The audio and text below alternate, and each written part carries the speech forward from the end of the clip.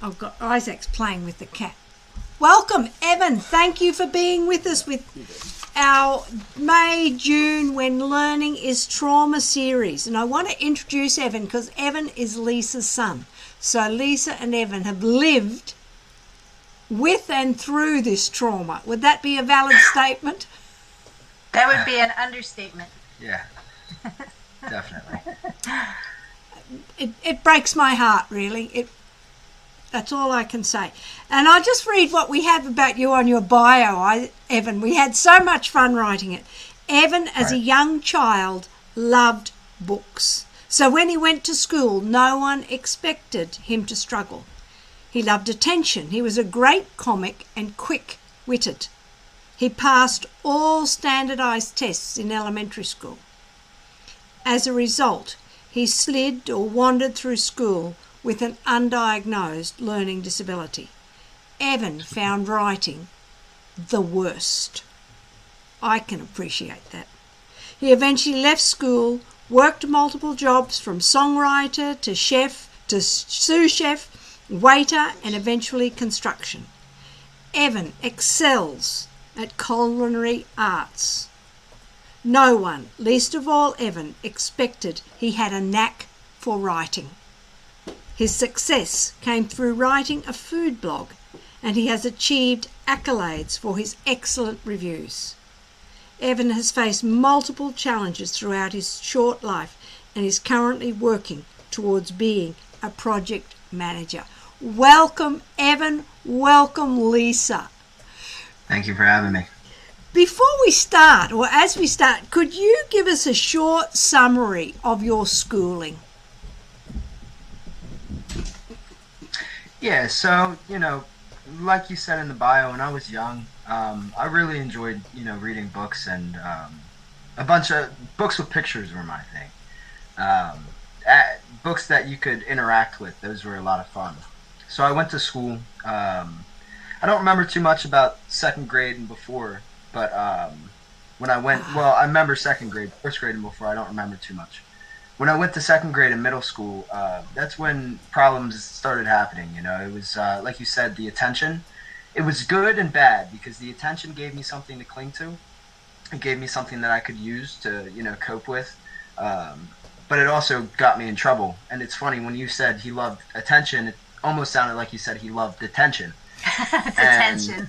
I did learn to enjoy detention. It was fun. So moving past that, I always did well in school. When it came to standardized testing, it was easy for me. It came down to being able to, eliminate certain questions or certain answers on the question. And from there, really narrow it down and then use common sense to base my answer off of. So, just a minute. You didn't even read the passage? No. No. I would read the questions first. Yes. And this was an evolved skill. This is something that happened, after I realized that my reading wasn't too strong. So first few times I would read the passage and I wouldn't get anything out of it. I'd go down to the question and then I'd have to read the passage again. Yeah. So from there I started reading the questions, focusing on those key words and then just skimming the passage for it. And then looking for, those key answers that matched up to either one. And then going from there. Yeah. And that made it a lot easier for me. I remember I had some friends who were in the special needs class, not special needs, special ed class, and they were my close friends, and they seemed to have fun. They also seemed to have it a little bit easier. So they told me the key to passing, or the key to getting into this class, is to fail your PSSAs, which is our standardized testing. So I intentionally started filling in the wrong bubbles on the tests. That's a whole nother story. I didn't wind up getting into the special ed classes, and from there I kind of just skated by. Middle school turned to high school, elementary school turned to middle school, and in middle school that's where my attention needs really got me in trouble, and just my excess energy really got me in a bad space. Early on, I got in some legal trouble just with some friends, and it was I went to juvie for a little bit, And when I came out, I was in 8th grade and I was on house arrest. So I was going to school with a house arrest bracelet on my ankle, which made everything a million times worse. The teachers, they would be like, "Are you okay? Like, we're going to have you sit in the back of the class," and this and that. And with that on my ankle, all the attention that I was getting around me made it impossible to focus on schoolwork. All I was thinking about was, oh, what does this person think? Or what do I look like to this person? So, moving past that, all my problems started to really develop. Going later into life, middle school breezed by, just like elementary school. Now, high school is where the real academic problems came. Yeah. I'd always struggled, but high school is where, you have two choices. You can really excel and apply yourself to the work if you're capable of doing that, or you don't. Yeah. And for me, it was that I couldn't, and or wasn't willing to, put in, because I could have done a lot better than what I did. Yeah. And I could have passed high school, but the amount of work that it would have taken me was so much greater than everybody else that I didn't see that it was fair. And that's how I looked at it. And I think the gap between what you've got, what you can do, and what you're seeing everyone else do is so big. It's like a high jump bar. It's just too big. I can't even attempt this because the gap's too big. Right. I always looked at things from like a reasonable mind perspective. Yeah. So my reasonable mind was telling me that, I see how hard these kids are working. Yeah. And I got it at the time. I was like, they might be a little smarter than me. That's fine. But then it got worse. And I said, well, why do I have to stay after school 5 times a week and still fail a test when they don't even do their homework and pass the test? Yeah. So that just became a gap, like you said, that I was not willing to fill. Yeah. I struggle to say you weren't willing to fill, but I say the gap is just too big, and it just leaves you flat on the floor. You don't really know how. You're saying, yes, you're blaming yourself that you didn't work hard enough. From my point of view, I don't think you could work any harder, and you'd really just given up at that point. Right. Yeah, and it was where I was at in high school, I could have worked harder, but it wouldn't have made a difference because I still would have fell short of where I needed to be. Yes. But seeing that from a decent amount of time before I would have had to graduate or whatever, did leave me flat on the floor, and I just stopped trying. Yeah. I have to interject a little because I deal with this on a daily basis. I feel guilty, real guilty. I mean, moms always feel guilty about something, but I felt so guilty that I didn't recognize the struggles that he was having. Yes. And from an early on with Evan in school, I thought, like looking back, I could see the signs that he was having similar struggles that my younger son was having. But I didn't know that at the time. And I always just thought, as other people would say, he's not applying himself, he's not trying, he's, he could do it if he wants to. And so we tried all the things that parents think they should be doing, consequences and grounding him and all this kind of stuff. And I think that when you're a child or an older kid who's not capable of doing the work the way they are teaching it, and the anxiety and stress levels already heightened, and then on top of that your family's like adding to the problem, it can be paralyzing. Now I know, and he didn't have support because he wasn't in the remedial classes, because he figured out a way to beat the system basically.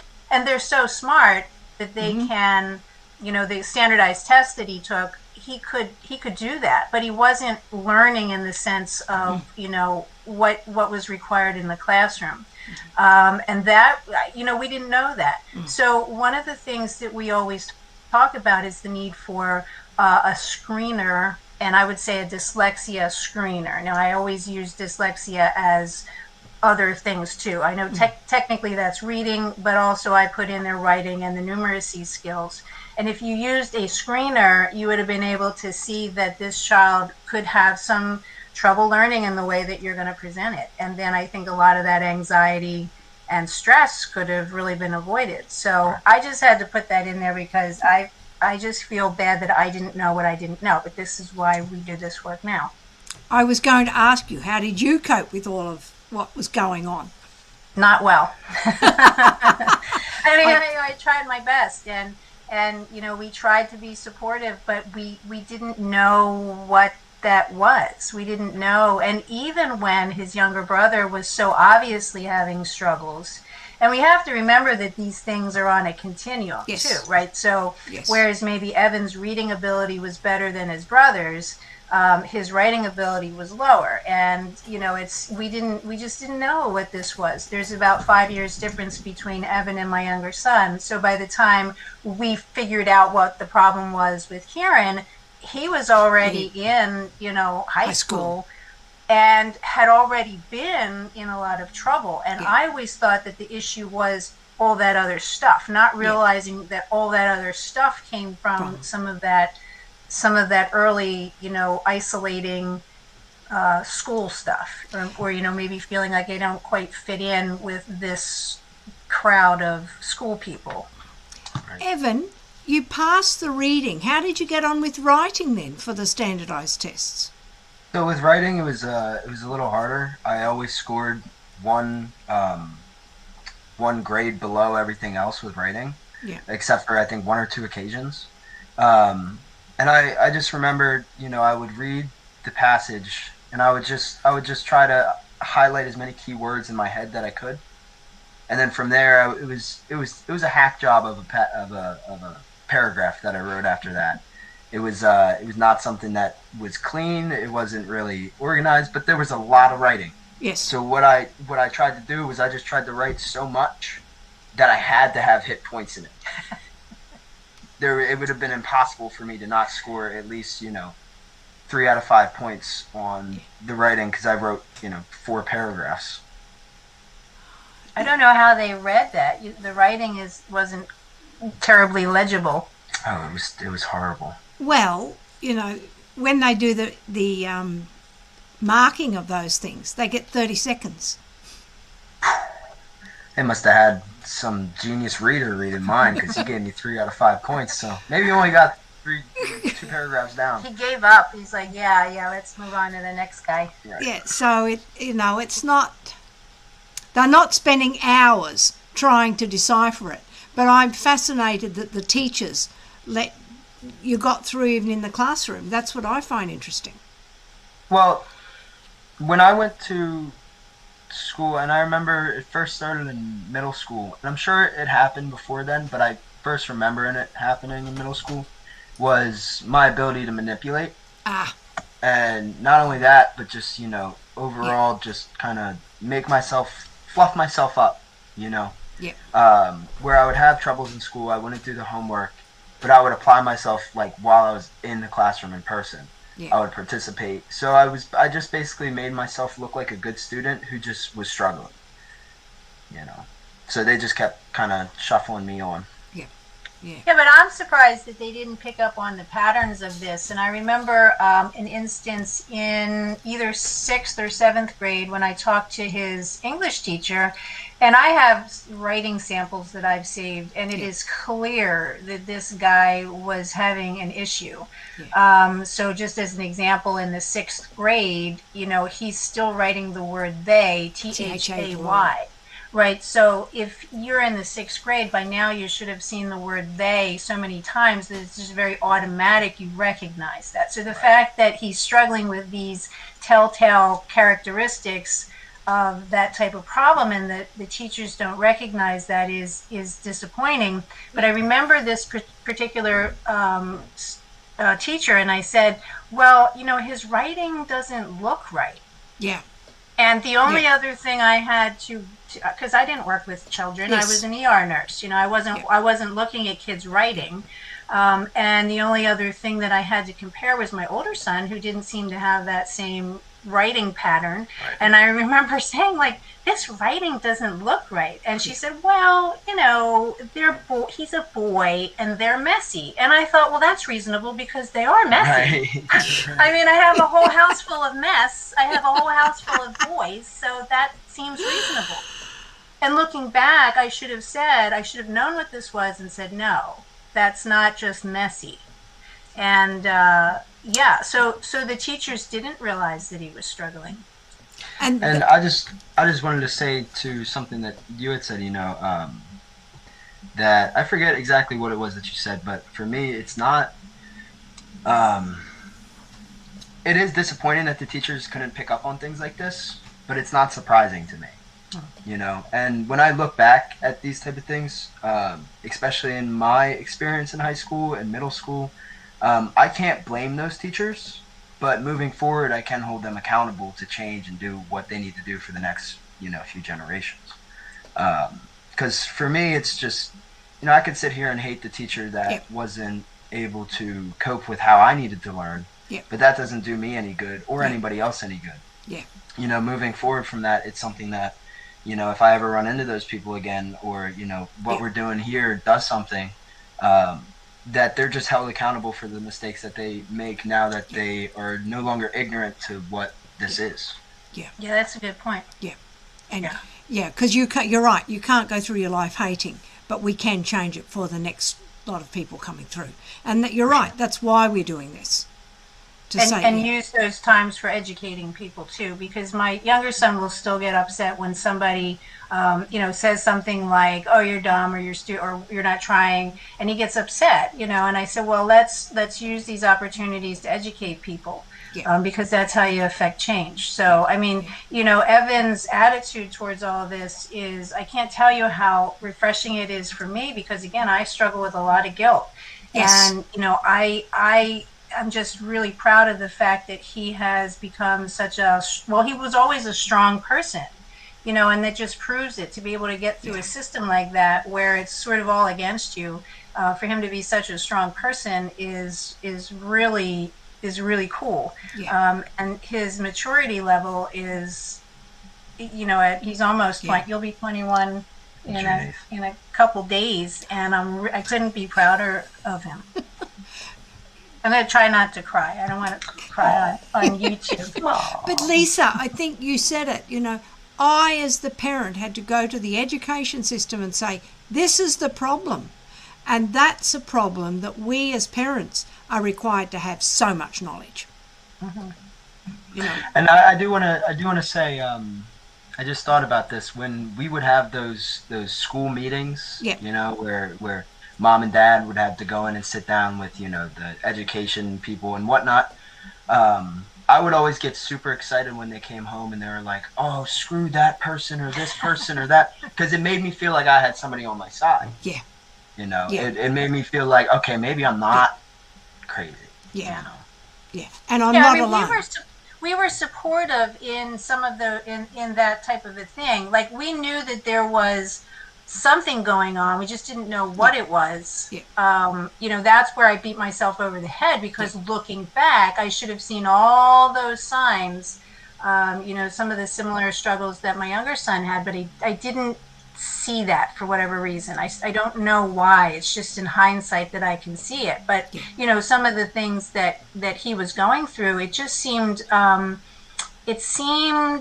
kind of over the top with some of it. It was all focused on the behavior of something. And here's just another thing I want to bring up. He excelled at football when he was younger.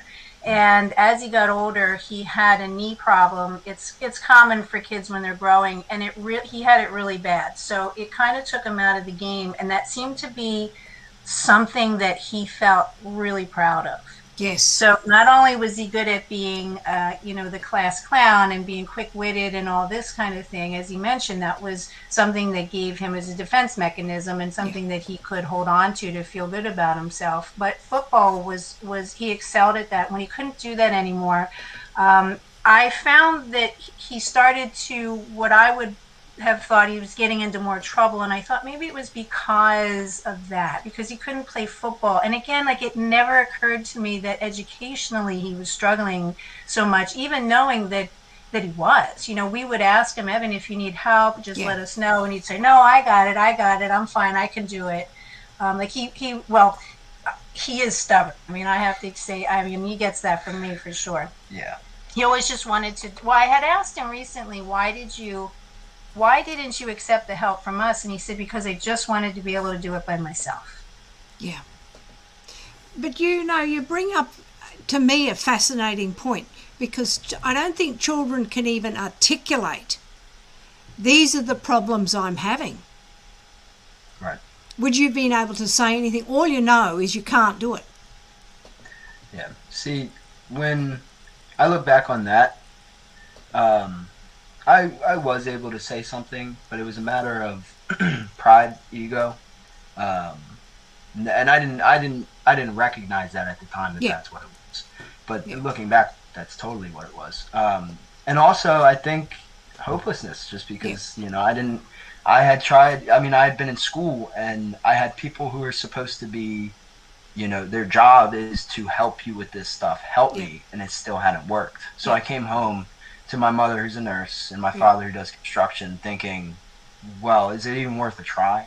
And I remember there was one time I got some math homework, and I brought it home, and my older brother, who she had mentioned didn't really have these problems, and my dad were trying to teach me how to do a problem on it. Just a pretty simple problem. I forget what it was, but it was pretty simple. And I was not getting it. And it turned, after about 6 times of them walking me through how to do it, it turned into screaming. Yes.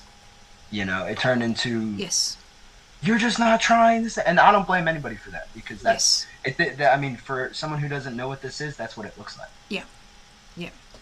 And from my point of view, I think we underestimate the amount of work it takes to find a method that allows children to learn to read.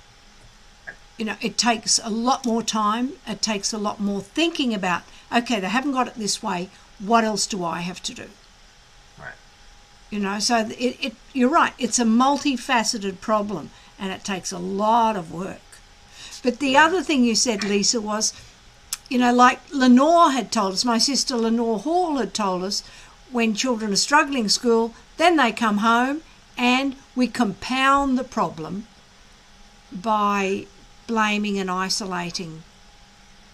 Can you tell us how that was for you, Evan? Yeah. It was, when I left, I always remember the feeling of that bell ringing or that clock ticking 2:45 or whatever the time was, and being able to finally walk out of there without getting, escorted to the principal's office by a security guard. It was a wonderful, wonderful feeling. Until I got about halfway home on the bus, and I realized I'm going to have to go home, and I'm going to have to do my homework. I'm going to have to try to work through that, and I'm going to have to deal with looking back on it, people who don't understand, but again, not their fault that they didn't understand. So I think all of that, combined with, there's so many different variables that go into this. Yes. Hundreds of variables that go into why my learning was trauma, but this being one of them. I would come home, and I would just be like, this is school but worse. Yeah. In different ways, because now I have to do it without the help and without the coping mechanisms, because they didn't feed into my smart-wittedness. I'll just be grounded, so I couldn't do that. So yeah, compounding the problem, that's cool. I like how you said that. That's a great way of describing it. Mm. And I feel like, and correct me if I'm wrong, Ev, but I would say you're not getting a break. Like you're not getting a mental break from the anxiety at school, and you're not getting it at home. And home should be a place where you just kick off your shoes and you put your feet up and you relax. And I think these kids, they tend not to get that. Yeah. And not just Evan, and I've talked to almost maybe hundreds of people at this point, and it's kind of the same experience. Yeah. And unfortunately, everybody then looks at all this behavior and thinks that that's the problem. And there was a story from when I worked in the ER. There was a fellow, a teenager, who actually they wound up sending him to a mental hospital because he had had enough. You know, his school life was difficult for all the reasons we're talking about, and then he came home and he had a stepfather who was pretty hard on him. Yeah. And the stepfather pushed him because he said he was lazy or something, and the kid just had enough. And unfortunately, the kid said something to the effect of, well, you know, I'm going to kill you. He didn't mean it. It was just like his breaking point. Yeah. And then everybody, of course, then shifted the attention to the kid, like the kid's the problem. Yeah. And, you know, I remember as a nurse, you know, helping this kid, not knowing what all this dyslexia and learning, I hate the term disability, but learning disability, I didn't know what all this was, but I knew enough to say, I don't think it's the child, I think it's the situation, and he's really struggling. He shared that he was struggling at school, and on top of it, this kid had a lisp, and he was a little bit short for his age, so he probably was getting picked on. Yeah. And we focus on the behavior or the wrong thing. Yeah. And I did that. Yeah. I mean, I remember, we can take this all the way back to preschool when I was trying to teach him the alphabet.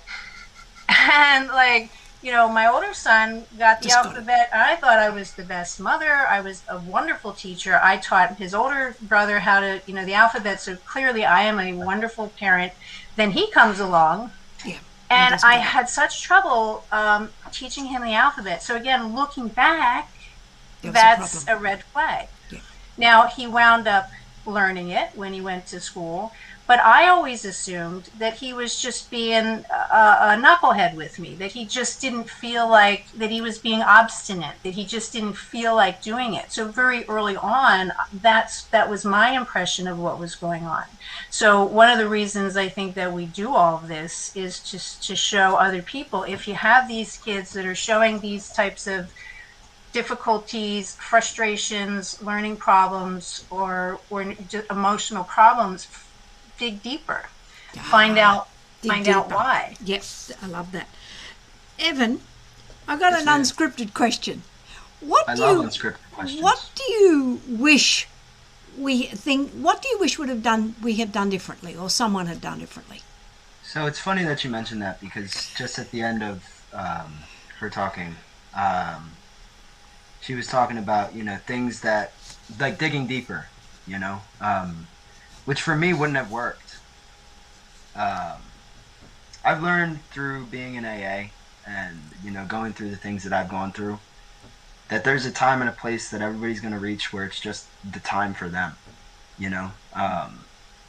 Like when I see people come into the rooms now and, you know, they're struggling, you know, I reach out and I say, you know, here's my number. If you ever need anything, call me. But I can't stop them from doing anything, and I can't teach them anything that they're not ready to be taught. You know, so looking back on what I wish people would have done, that's a very hard question.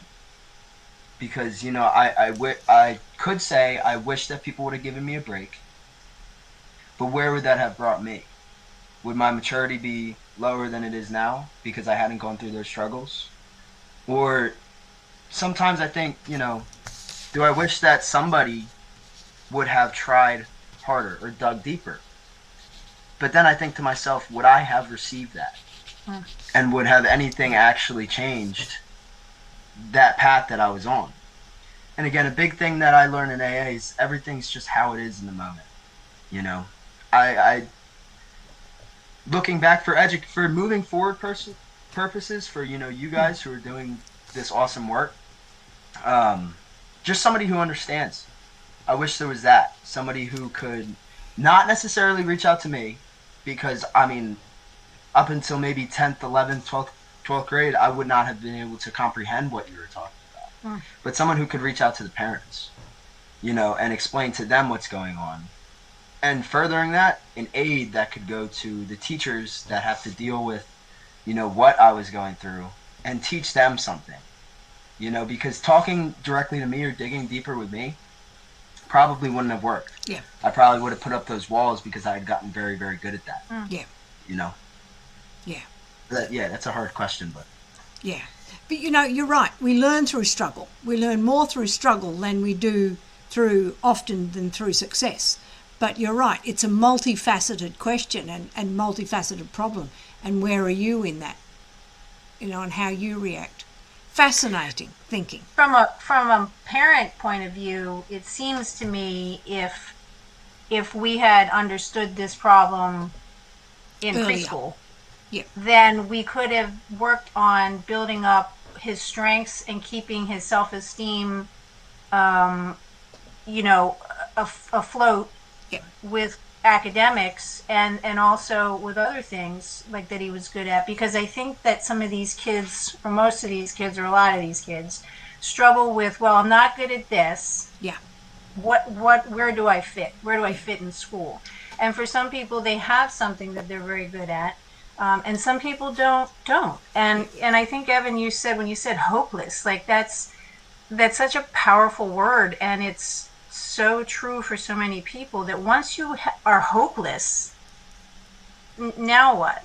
Right. And Yes. people shouldn't feel hopeless. Hopeless. You should be going, all these kids are excited to go to school. They get into kindergarten. They're like, yeah, this is great. And then the academics start. And if those kids that struggle with that learning in that way, they're the ones that all of a sudden this isn't so great, right? And so I wish that as a parent, I wish that more people understood what these learners are like. Early on. Yeah, like Early very early on. Because Yes. I don't think it's fair to ask that of Evan now, because he's got no other Yep. way to process that. Yeah. Yeah. But it makes a difference. We have a question from Jody. What do you wish a teacher would have said or done to try to help? Jody Kaiser. Oh, okay. Again, that's such a broad question. Yeah. But it's a good question. It's a valid question. I had a teacher, I forget what her name was, but she was a social studies teacher. And social studies, what is it? It's memorization. That's all it is in social studies. You're not doing any problems. You're not doing any, things like that. You're just remembering and reciting, which was a problem for me. And I remember I was just struggling. I don't remember what the question was. It was something about like a Revolutionary War or something. And, we did these little Quizlets every Friday where you'd come in, and the Friday before a test, you'd do a Quizlet to base where you are on the test. And you did that for 3 weeks leading up to the test. Now I always mixed up the Revolutionary War and then this war and this war. And I just kept struggling with that. And maybe one time I got like 2 of them right. And she had come up to me and she was just like, I've made something that might help you. And I'm thinking to myself, oh great, here we go. She's gonna give me like a schedule for like after school work or something like that. But what she did was she handed me a piece of paper that had 3 pictures on it. Yeah. Yep. It had the name of the wars. Yeah. And each different picture Yeah. was very bright. It was colorful. Yeah. And it had stuff that I could remember in it. Yeah. As opposed to like a black and white picture on a worksheet. Yeah. So when she gave that to me and had me match them, because they were jumbled up, she had me match them. Yeah. Then I took a Quizlet the next day and I got it right. So maybe not things that teachers would say to me, because a teacher all day could sit there and be like, I understand what you're going through, blah, blah. That's not going to do anything to help me move forwards. It's things that teachers do that would help me. Yeah. And that being one of them. Yeah. That was a very rare occasion. And that was probably the most helpful thing that had, and it's almost sad because it's for such a small Quizlet and for 3 questions on a test. We're frozen. But it helps, so But it's the things that teachers do for me. That's fascinating to me because I can understand how, you're getting this war and that war and the other war, because they're all wars. And they all have numbers at the end of them. And you've got no way to distinguish A from B from C. Yet we have a picture, we need a timeline, we need a much more experiential approach to teaching rather than just a list of letters and numbers and sounds or words or whatever it was, Whew. Lois, I always find it interesting when people say, well, they don't have a good memory. Ah, And I have fault with that, because I think it's important to say a memory for what, though? So a memory for words and dates and numbers, maybe no, because this is how these learners, this is where they struggle. But a memory for pictures, sounds, colors, movements, they're awesome at remembering those things. I had it was actually a school psychologist say that my other son had a poor memory. And I said, well, you have to be careful in what you're talking about, because nobody can beat this kid in the game of Simon. Yes. Simon with the colors and the sounds. And nobody can, you're close, but nobody can beat this kid in Simon, because he excels at memorizing colors, sounds, patterns, movements. It's a movement that he can remember, and that's a form of memory. And that's how these types of learners, for the most part, they excel in those skills that are outside of or other than the skills that we're asking kids to do in school. Could I touch on that real quick? Sure. yes, please. So, patterns, right? Yep. And I couldn't help but, when she was talking about the Simon game, thinking about football to start. When I was extremely good at football. I was I would go. I remember, and this is we were talking about the attention part earlier as a coping mechanism. When I lost football, I went on to other things, and I found other things, and that's something else to talk about. But in football, it was all patterns to me. It was all. After the first snap of the game, I would watch to see how certain people move when the ball goes a certain way, and then I'd remember that. And from there, I was just very good at football because of those reasons, and I've never really recognized that until now. Mm-hmm. And same with cooking. When I went to tech school, that was my break. My break wasn't coming home and kicking off the shoes. My break was going to tech school. Yeah. Where I was, top of my class, and the reason for that, looking back on it, is I can picture how something's going to taste in my mind before I make it. Wow. So when people are like, "Oh, should I put garlic or thyme in?" I don't have to ask those questions. In my head, if I'm combining 6 different ingredients into one, I can take this ingredient, match it with this ingredient. And then I know I'm going to put these 2 ingredients at the end, so I can taste that in my head before I put it in. That's really cool. So the patterns, I was able to excel in those areas because they're so interactive. But I wasn't able to do that for school because it wasn't. It wasn't interactive. But you've hit on, I think, the key component of this. What we're asking students to do with their memory, they say they can't do, with no clue of what they can do and their strengths in memory. And then they say we've got short-term memory problems. It's actually not a short-term memory problem. It's the way we're teaching it that doesn't allow them to keep stuff in their short-term memory or their long-term memory. So maybe to Jody's point, maybe, not maybe, but it's very important, that the teachers understand these types of learners. Yes. Because it's one thing to give them a label and say, you're dyslexic, you're dyscalculic, you're dysgraphic, you're ADHD. But it's another thing to understand, what does that mean? Because that's the way you're going to be able to help them. Yeah. And, you ask the regular person on the street, what is dyslexia? And they'll say, oh, yeah, that's where they read backwards. Yeah.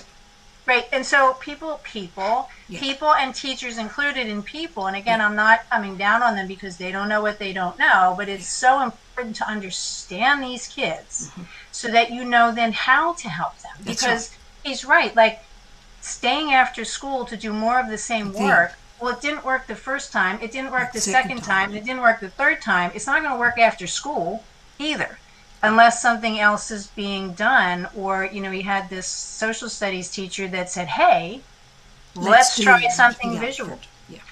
And I remember going into another student's IEP meeting, and our, a dyslexic student who was only diagnosed from the school as ADHD. And he was in the very lowest reading level. and was getting no reading help whatsoever. And all of his teachers were telling him that he wasn't paying attention. He wasn't able to he could do the work if he wanted to. And he was clearly dyslexic, clearly. And they were giving him papers that were photocopied to read. And you couldn't see the pictures because they were so blurry, but you also couldn't see the words. Some of the, how paper looks when there's no toner and you get the lines through it. So you have a kid that's having struggles reading words, and now you've got lines through them on top of that. And then you're telling him he's not paying attention.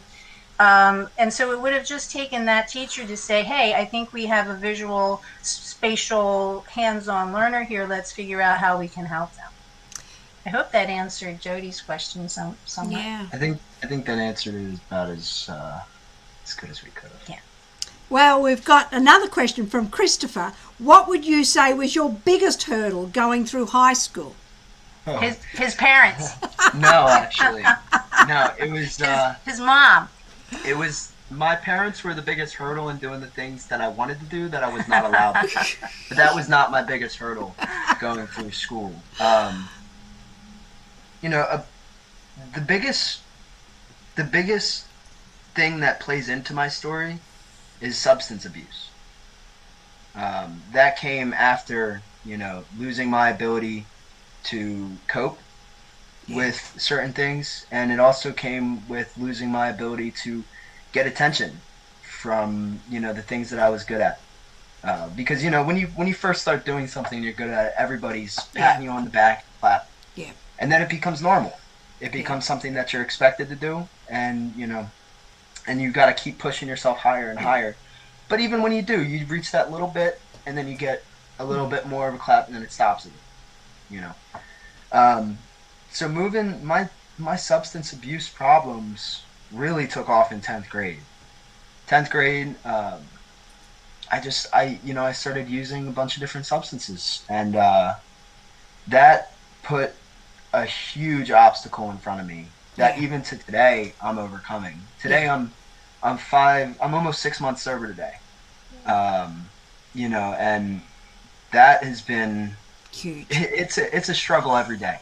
Yeah. It's something that requires my utmost effort, and it requires, everything that I have to remain on that path. In school, I started skipping school. In 10th grade, I skipped maybe 46 days out of the year with a friend without my parents knowing. Yeah. The school would call them, and they'd be like, well, Evan didn't show up to tech. Or he was marked absent from tech, and I'd be like, oh, that's just because we were late getting there. And it turned into this big web of lies. But yeah, that besides, just like my learning problems, because that was the biggest issue in school. But my biggest hurdle to get over, that developed in school, was substance abuse. Wow. Yeah. Yeah. That is so important to say. I'm glad that he shared that. And I didn't, we didn't talk about any of this beforehand. I wasn't even sure what he was going to say. I was a little nervous. I thought he was going to say my parents stank and they were horrible. And no, he wouldn't do that. But, I'm glad that he shared that, because as you know, that's partly what I do as a nurse in an inpatient drug and alcohol facility. And I talk to clients every day who have similar stories. And it's a shame because a lot of them have that, what he said, I felt hopeless. There was no point to it. Why should I bother? Why should I ask for some help? Because I'm not going to get it anyway. And, I think in Evan's case, as soon as he had that other thing essentially ripped up from underneath him, that football, that was at least keeping him active and having some self-esteem with something he could do well. After that got ripped out from him. Then you're lost. Right. And that's when we really started to see some of those problems. Now, here's the thing that I hate to hear. Substance use disorders, you can see it where a substance use disorder causes school failure, but oftentimes it's the school failure that starts this direction to begin with. And I don't think that we talk about that enough. I think it gets minimized. Kids want to feel relevant, kids want to feel included, and if they're not included, they're going to find a way to be included. And if they can't feel good about their successes, they're going to feel good about their failures. And I think that's really important for educators to understand, parents to understand. And again, it goes back to that dig deeper. Yeah. There's a problem here. Dig deeper.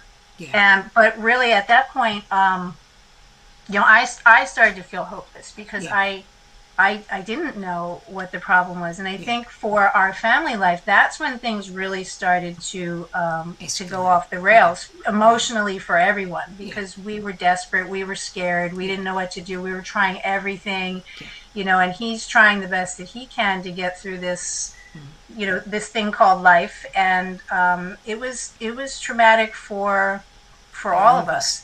But even aside from that, even aside from those problems with my younger son, just the schooling was traumatic enough. And then you add on top of that these other factors, and it can be overwhelming. Yeah. I'm sure.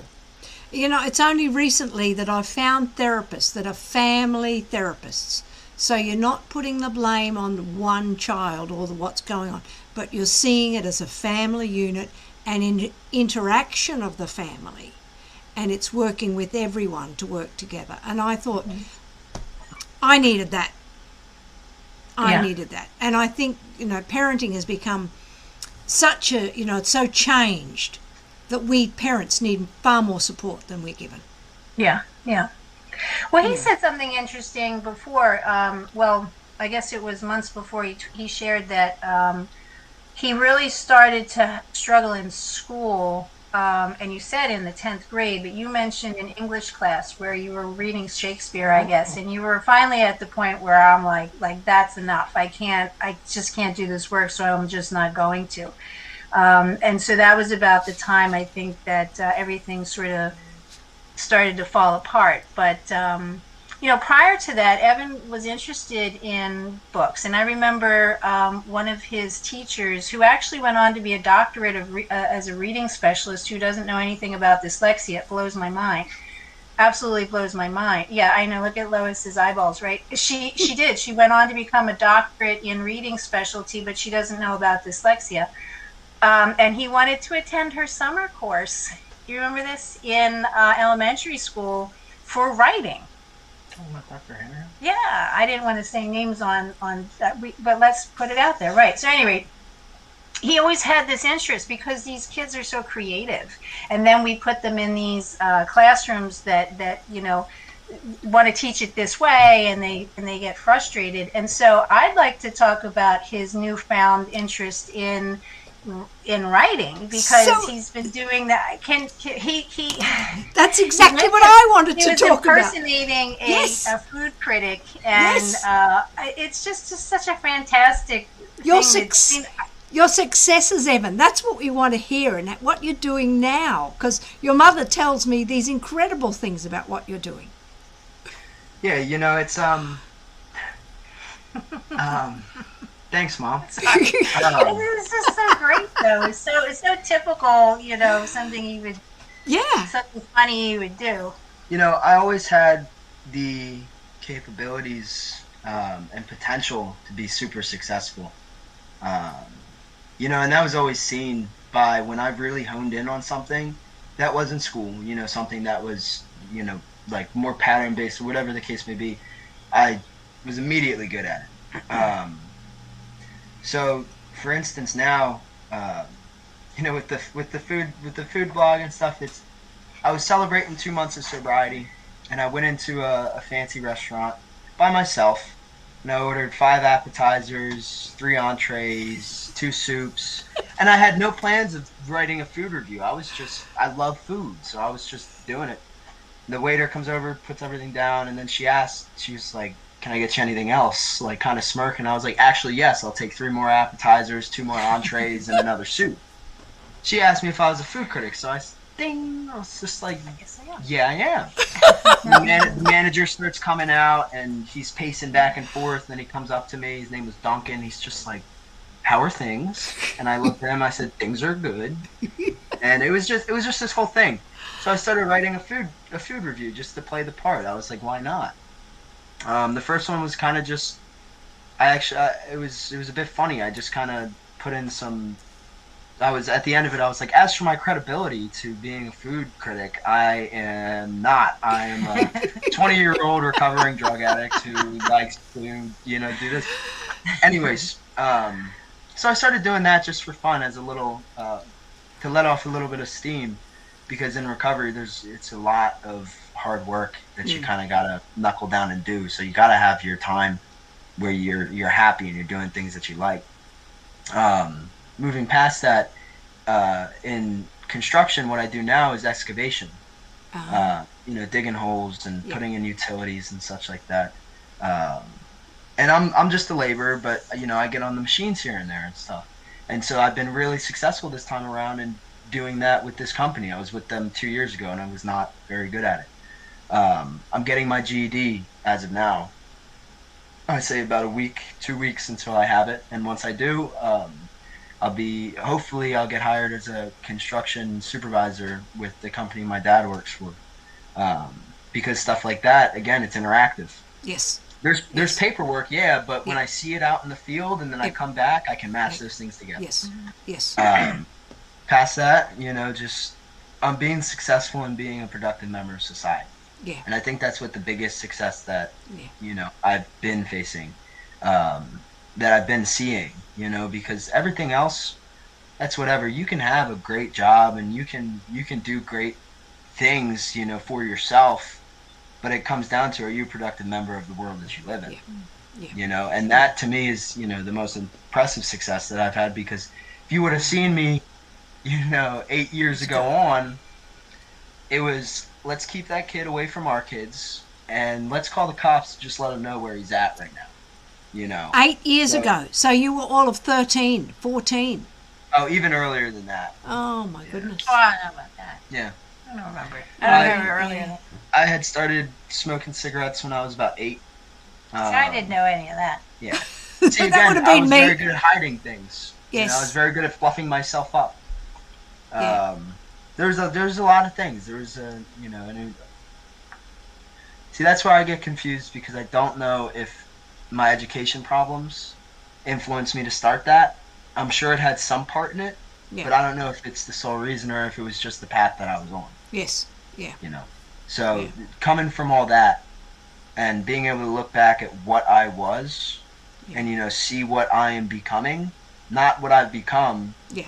Because that's it's still evolving. I'll become when I die. Yeah. Because then I become whatever it was that I was. I'm always becoming.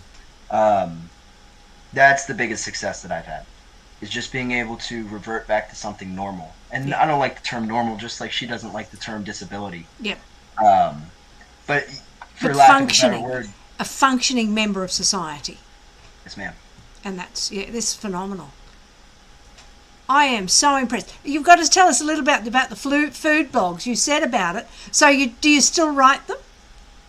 Yeah. So I've it's very expensive to write a food blog, because he goes to very fancy restaurants. I'm not going to write one on McDonald's. So I'll go. There's a place called Stove and Tap, and that's the first place that I wrote it. The bill was supposed to be about $270. And without tip, and they knocked it down a little bit because I was a food critic. They also gave me some free food. It was a fun time. So I've done 3 of them, and I have another one that I haven't released. They're all on my Facebook, and I also post them on Yelp and Reddit, and I've had a particularly good amount of success on Reddit with them, reaching a few thousand people for each one. But as of recent, it's been hard too, because I'm really trying to keep becoming a productive member of society. But not only that, to become that, I have to be a productive member in my family and a self-supporting member in my family. So I've had to really focus on saving money, which has been hard, and paying things like car insurance and car payments. Being able to buy myself the things that I need. If there's something wrong with my car, I got to be able to take care of that. Yeah. So things have been put on the back burner. Right. But haven't been, tossed out. But you're thinking you've got it worked out. You have come such an incredibly long way.